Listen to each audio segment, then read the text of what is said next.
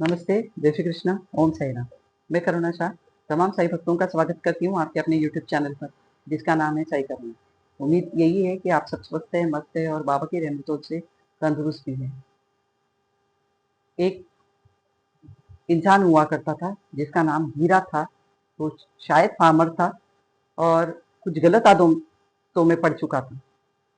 एक बार वो अपने बच्चे के साथ में साईं बाबा से मिलने के लिए शिरडी आया, द्वारका माई में आया। तब तक उसकी जिंदगी में काफी उतार चढ़ाव आ चुके थे। वो अंधा हो चुका था। वो बाबा से मिलने आया, बाबा के दर्शन किया उस अपने बेटे के मदद से।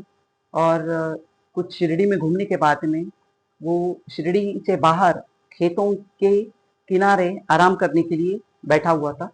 उतने में उसे उसके कान पर एक ध्वनि सुनाई दी कि थक गए हो। तो उसे दिखाई तो कुछ नहीं देता था, पर उसे आवाज से समझ में आ गया कि आवाज हो ना हो साईं बाबा की ही है। बाबा ने उससे कहा कि गलत रास्ते पर चलकर तुम्हें जरा सी भी हिचकिचाहट नहीं हुई और तुमने अपनी पत्नी तक की हत्या कर दी, कुछ उसके थोड़े से जेवरात के लिए। और उसके जेवरात को बेचकर तुमने वो पैसा भी गलत आदतों में पूरा खत्म कर दिया।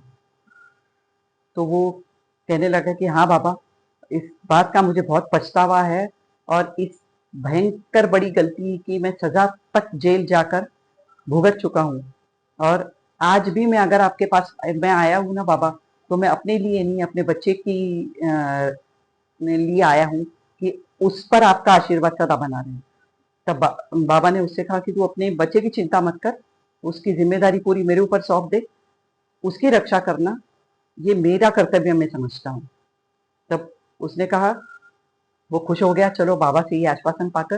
फिर उसने कहा बाबा, अब मेरी सिर्फ एक तमन्ना है कि मैं आपके चरणों पर अपना सर रखना चाहता हूँ, एक बार आपके चरणों को छूना चाहता हूँ बाबा। तो बाबा ने कहा उठकर खड़ा हो जा और सीधी दिशा में मेरी ओर आ गया। तो वो उठकर खड़ा हुआ और अंदाज चलते चलते चलते चलते वो बाबा की के बताए रास्ते पर चल पड़ा। बाबा उसे और आ गया हो और आ गया हो कहते गए। और एक टहनी बहुत बड़ी पेड़ की वहां थी, उस पर वो चलते चलते आया और लड़खड़ा कर एक पत्थर से टकरा कर वो उस टहनी की ओर बहुत जोर से उसका सर लगा है। और वो सर से बहुत भारी खून बहने लग गया था और वो नीचे गिर पड़ा और अनकॉन्शियस हो गया था, बेहोश हो गया था। उतने में उसका बेटा उसे ढूंढते ढूंढते वहां तक आ गया था और उसने जब देखा कि उसके पिताजी नीचे जमीन पर गिरे हुए, उन्हें चोट लग चुकी है और वो बेहोश हो चुके हैं, तो वो चिल्ला चिल्लाकर अपने पिताजी को उठाने की कोशिश करने लगा कि उठो उठो। तो जैसे ही थोड़ी देर में इनकी आंखें खुली हीरा की, और वो उठकर बैठे और उन एक अनबिलीवेबल चीज घटित हो चुकी थी और उनकी आंखों की जो रोशनी थी वो वापस आ चुकी थी। अब ये इन्हें समझते देर नहीं लगी कि ये जो लीला की है, ये जो चमत्कार किया है, ये मेरे बाबा ने किया हुआ है।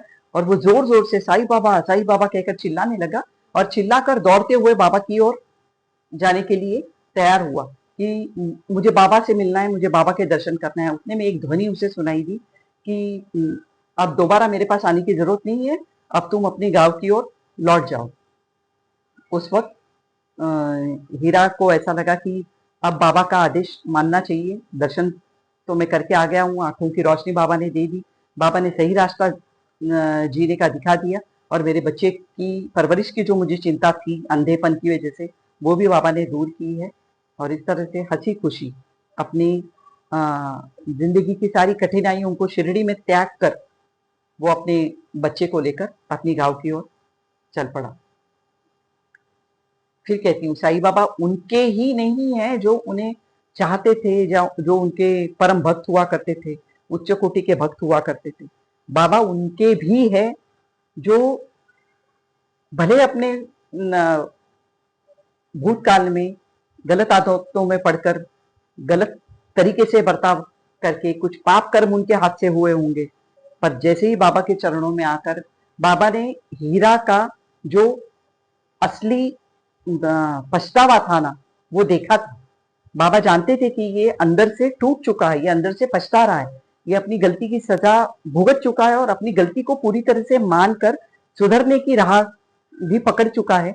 इसी वजह से तो वो शिरडी आया था ना, बाबा को बिना देखे बाबा के दर्शन करने आया था, जबकि वो अंधा था, वो बाबा को देख नहीं सकता था, फिर भी वो अपने छोटे बच्चे को लेकर लड़खड़ाता हुआ किसी तरह शिरडी पहुंच भी गया था।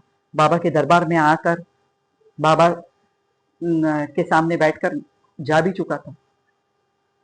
बाबा दुखियों के है, दीन दुखियों के बाबा पहले है, बाद में हम सबके हैं। कोशिश कीजिए किसी आत्मा को ठेस ना पहुंचे, किसी दीन दुखी को हमारी वजह से ठेस ना पहुंचे। कोई जानवर भी हो भले, वो हमारी वजह से दुखी ना हो।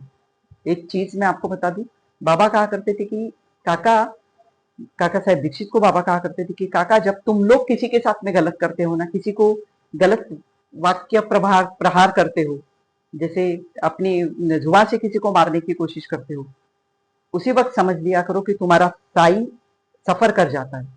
वो दर्द, वो तकलीफ, वो अपमान तुम्हारे साई को कर रहे होते हो, सामने वाले को नहीं कर रहे होते हो।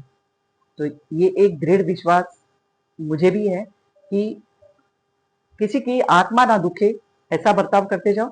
और मैं सबको यही रिक्वेस्ट भी करूंगी कि अपने से कोई खफा ना हो, अपने से कोई दुखी ना हो सके जितना अच्छा करते जाइए, और फिर इनकी रहमतों का कोई अंत नहीं होगा, इतनी गारंटी मैं आप लोगों को दे सकती हूँ। उम्मीद रखती हूँ बहुत पसंद आएगा आपको ये वीडियो। ज़्यादा से ज़्यादा लाइक कीजिए, ज़्यादा से ज़्यादा शेयर कीजिए, नए लोग सब्सक्राइब करते जाइए, बेल आइकन को प्रेस करते जाइए, और आने वाली अच्छी अच्छी वीडियोस को देखते भी जाइए।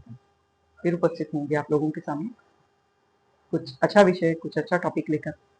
तब तक के लिए बने रहिएगा साई करुणा के साथ और अपना आशीर्वाद बरसाते रहिएगा। ओम साई।